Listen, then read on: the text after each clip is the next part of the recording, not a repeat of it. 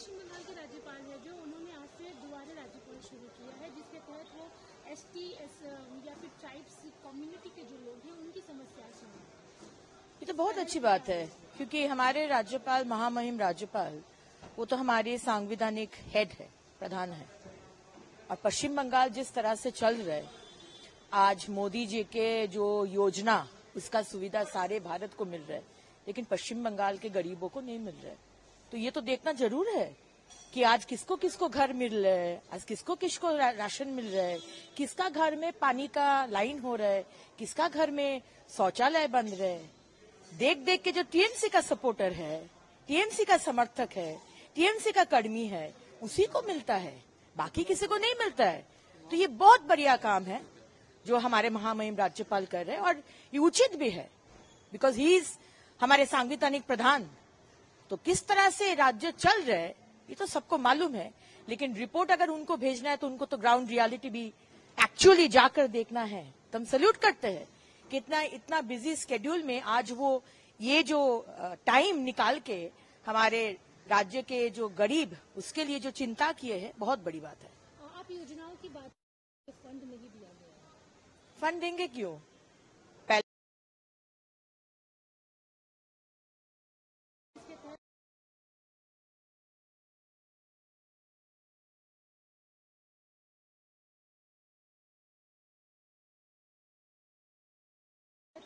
ST या फिर tribes community के जो लोग हैं उनकी समस्याएं सुने।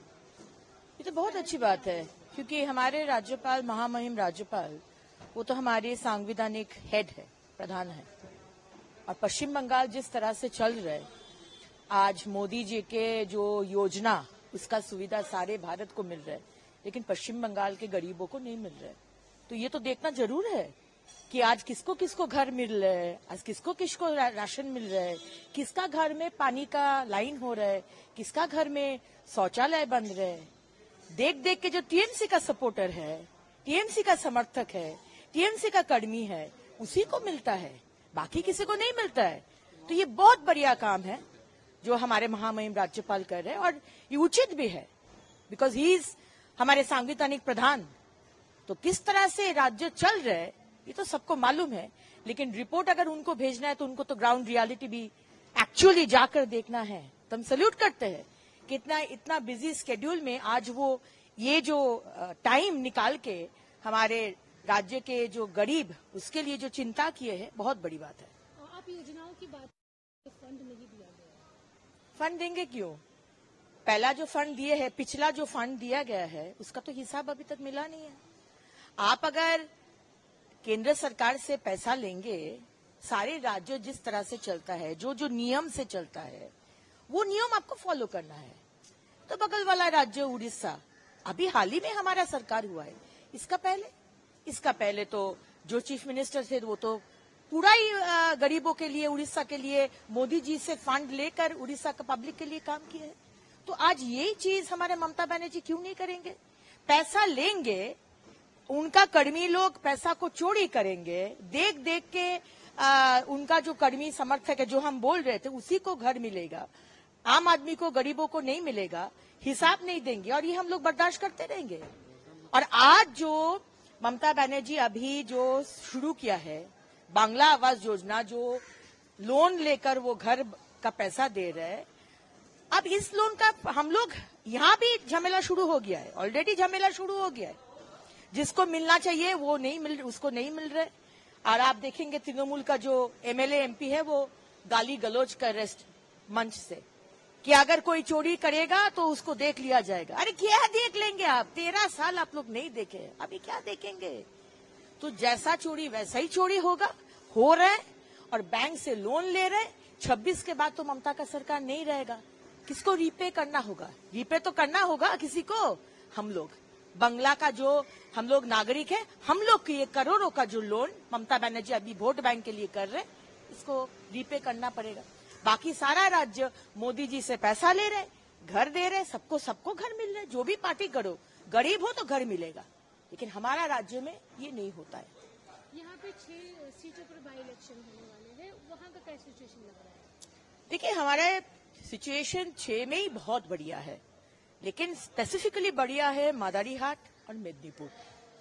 बहुत ही अच्छा सिचुएशन है, 6 में ही अच्छा सिचुएशन है, क्योंकि देखिए बंगाल के लोग अभी क्षुब्ध है और बंगाल के लोग अभी समझ गए हैं कि ये 13 साल ममता बनर्जी जो सततार प्रतीक बोलते हैं ना, ऑनेस्टी का प्रतीक, अभी सतता नहीं, शठता माने फ्रॉडगिरी, चीटिंग करना, ये प्रताड़ित किए हैं हमारे ममता बनर्जी।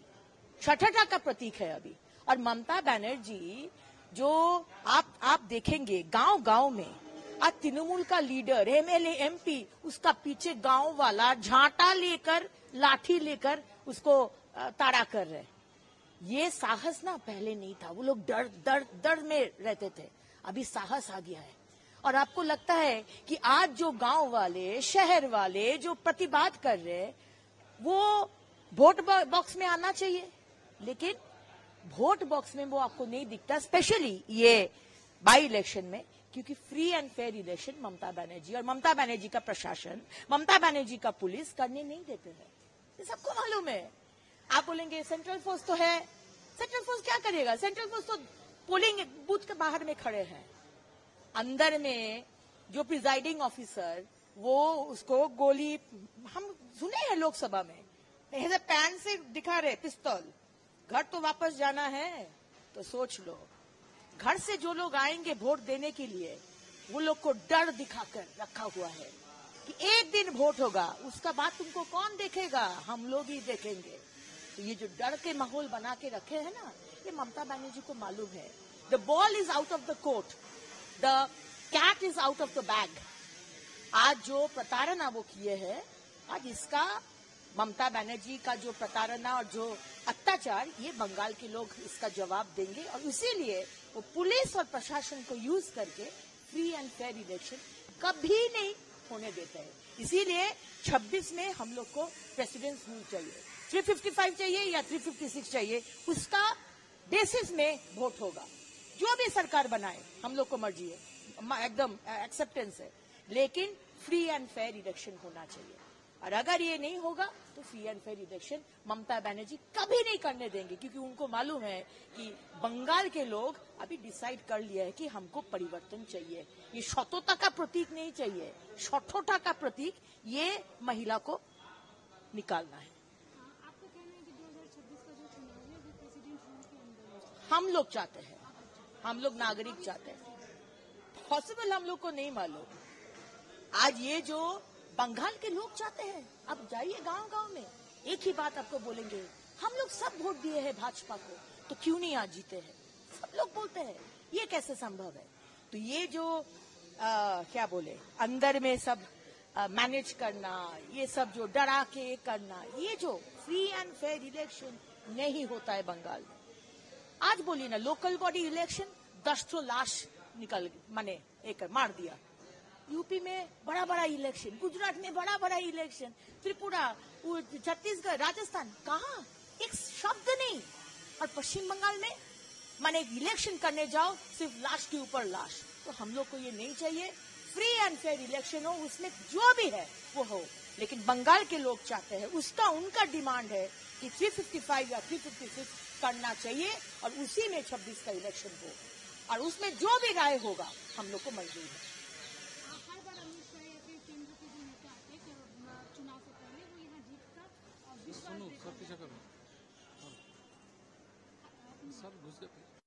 नेता आते हैं यहाँ पे चुनाव से पहले, वो जो आश्वासन लेकर जाते हैं, या फिर ये भरोसा देकर जाते हैं कि भाजपा आएगी। आज ये अमित शाह आए थे, उन्होंने कहा कि 26 में जो भाजपा यहाँ सरकार बनेगी। टीएमसी का कहना है कि चौथी बार फिर से टीएमसी भी आएगी, वो माइग्रेटेड पक्षियों की तरह आते हैं और चले जाते हैं। डायलॉग बाजी में तो वो लोग आगे है ही। हम लोग तो डायलॉग बाजी नहीं देते हैं। हम लोग ग्राउंड में लोगों के साथ, नागरिक के साथ, गरीबों के साथ हम लोग लड़ाई करते हैं। हम लोग सेटिंग का राजनीति नहीं करते हैं। ये जो सेटिंग का राजनीति, तन्मय भट्टाचार्य सीपीएम का नेता जो अब्यूज में पकड़ा, माने दोषी ये किया गया, उनका अक्यूज किया गया एक जर्नलिस्ट को ये करने में के लिए, और तृणमूल के एमएलए सायंतिका देवी वो मोर्चा ने मिছিল निकाल रहे। क्यों? आप तो सरकार है, आपको तो प्रतिबाद करके अरेस्ट करना चाहिए, आपको मिছিল क्यों? तो ये जो सेटिंग का राजनीति है ना, ये भाजपा नहीं करता है। हम लोग ग्राउंड लेवल में है, ना ही हम लोग डायलॉग बाजी करते हैं। हम तो बोले हैं अगर 355 या 356 हो, इसमें तो किसी का प्रॉब्लम नहीं होना चाहिए, क्योंकि हम तो फ्री एंड फेयर इलेक्शन ही बोल रहे। हम तो किसी का पार्टी का होके तो बात नहीं कर रहे। सबके लिए equal opportunity, free and fair election होगा, और जो भी राय होगा हम लोग को मंजूर है, क्योंकि ये बंगाल के नागरिक का डिमांड है। क्योंकि अगर फिर से ऐसा जैसे जिस तरह से 21, जिस तरह से 19, जिस तरह से 24 का वोट हुआ है, अगर उसी तरह से 26 का वोट होता है, अगर इसी तरह से ये बाई इलेक्शन का तरह वोट होता है, तो रियल जो वर्डिक्ट है बंगाल के लोगों का, ये नहीं आएगा। और ये सच बात है। अमित शाह जी बोलिए, हमारे माननीय प्रधानमंत्री जी बोलिए, कोई भी बोलिए, आज बंगाल का जो हालत है ये सबको मालूम है। और बंगाल का जो सारे भारत के नागरिक के लिए बंगाल एक सिक्योरिटी थ्रेट होकर खड़ा हो रहा है, क्योंकि ममता बनर्जी वोट बैंक के लिए आज हजारों में रोहिंगा को अंदर घुसा रहे। आओ आओ आओ हमारे पास बंगाल में आओ, बैठो, हम 100 रुपया में आपको आधार कार्ड बना के दे रहे, हम 150 रुपया में आपको राशन कार्ड, वोटर कार्ड बना के दे रहे, अब टीएमसी को वोट दो। इसके लिए भारत माने जहान्नुम में जाए, हमारे मुख्यमंत्री को कोई चिंता नहीं।